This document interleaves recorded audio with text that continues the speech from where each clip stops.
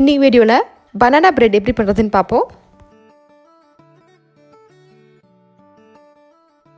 இதுக்கு தேவையான பொருட்கள்: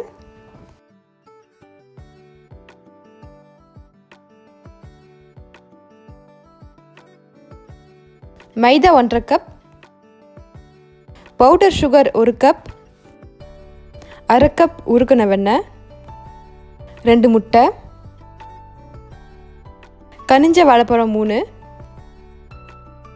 வால்நட்ஸ் தேவையான அளவு, baking soda 1 teaspoon, salt 1 pinch, ஒரு கேக் செய்கிற மோல்டில் நம்ம வெண்ணெய் வந்து அப்ளை பண்ணிக்கலாம். ஒரு பவுலில் பவுடர் சுகர் 1 கப் ஆட் பண்ணிக்கோங்க.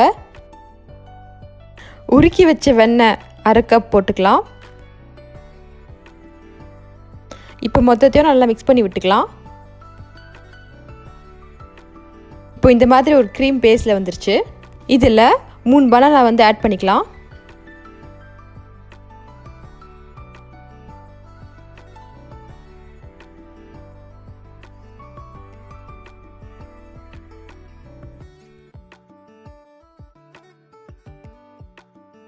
இப்போ நம்ம ஆட் பண்ண பனானாவை நல்லா மேஷ் பண்ணி விட்டுக்கலாம்.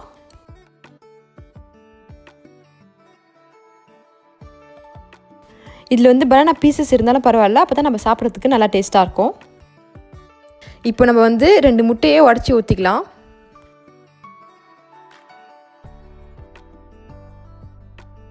மொத்தத்தையும் நல்லா மிக்ஸ் பண்ணி விட்டுக்கலாம். பேக்கிங் சோடா 1 டீஸ்பூன் ஆட் பண்ணிக்கலாம். உப்பு 1 பிஞ்ச் போட்டுக்கலாம். இப்போ நல்லா கலந்து விட்டுக்கலாம். இதில் 1.5 கப் மைதா சேர்த்துக்கலாம். இப்போ அந்த மிக்சர் நல்லா ஃபார்ம் ஆகிற மாதிரி நல்லா கலக்கி விட்டுக்கலாம். ஒரு நல்ல டேஸ்ட்டுக்கு பொடியாக நறுக்கி வச்ச வால்நட்ஸ் ஆட் பண்ணிக்கலாம்.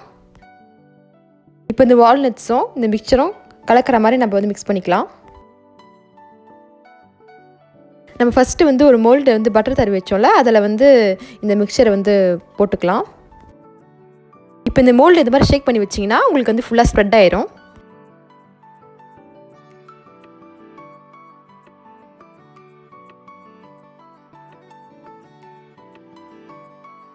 ஒன் 180 டிகிரிஸில் ஒரு அரை மணி நேரம் வந்து வேவினா போதும்.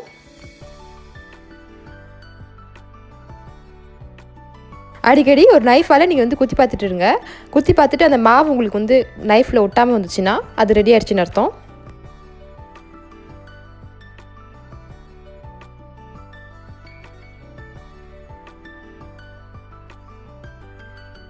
இப்போ இதில் பார்த்தீங்கன்னா இந்த நைஃப்பில் இந்த மாவு வந்து ஒட்டாமல் வருது. அப்போ நம்ம கேக் ரெடி ஆயிடுச்சுன்னு அர்த்தம்.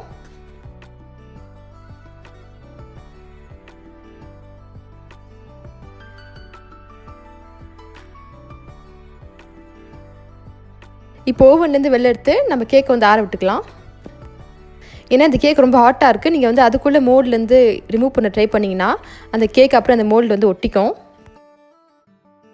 இப்போ நம்ம ஆற விட்டாச்சு. கேக் ரெடி ஆயிடுச்சு.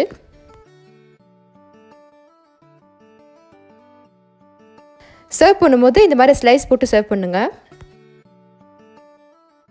இப்போ நம்ம வீடியோ ரெண்டுக்கு வந்துட்டோம். இந்த வீடியோ ஃபஸ்ட்லேருந்து லாஸ்ட் வரைக்கும் பார்த்த எல்லாருக்கும் நன்றி.